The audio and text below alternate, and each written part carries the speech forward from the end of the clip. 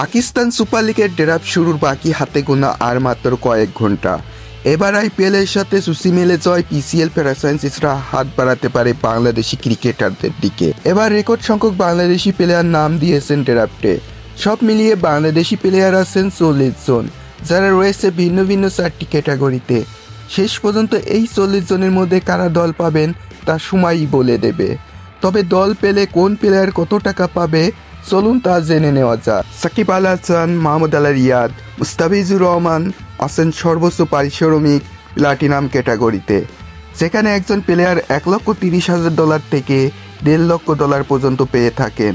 পাকিস্তানি মুদ্রায় সর্বোচ্চ পারিশ্রমিক হতে পারে 4 কোটি রুপি এবং বাংলাদেশি একজন প্লেয়ার পেতে পারেন 1.25 কোটি টাকা। হাসান মাহমুদ, রিশাদ হোসেন, তানজিম হাসান সাকিব, তাসকিন আহমেদ ও তাহিদ হৃদয় এই 5 ক্রিকেটার আছেন ডায়মন্ড ক্যাটাগরিতে।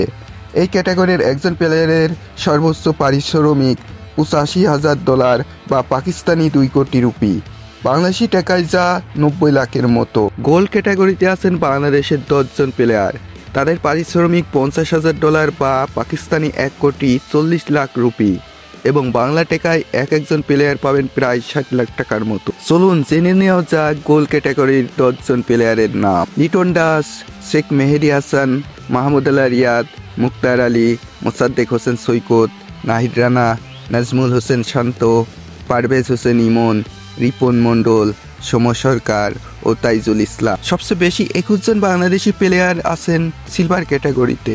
এই ক্যাটাগরির একজন প্লেয়ারের পারিশ্রমিক $25,000 বা 70 লাখ পাকিস্তানি রুপি, বাংলা টাকায় একজন প্লেয়ার পাবেন 30 লাখ টাকার মতো। এবার জানিয়ে দেব 21 জন প্লেয়ারের নাম। আফিফ হোসেন দুরব্য, আকবর আলী, অ্যালিস আল ইসলাম, এনামুল হক বিজয়, আরিফুল ইসলাম, জাকির আলী অনিক, কামরুল ইসলাম রাব্বি, মোহাম্মদ সাইফুদ্দিন, মুকিদুল ইসলাম মুগ্ধ, নাসুম আহমেদ, নাজমুল ইসলাম অপু, রনি তালুকদার, রুয়েল মিয়া, ছাব্বির রহমান, সাইফ হাসান, শামীম হোসেন পাটোয়ারি, শহীদুল ইসলাম, শরীফুল ইসলাম, তানজিদ হাসান তামিম, ইয়াসির আলী এবং জাকির হাসান।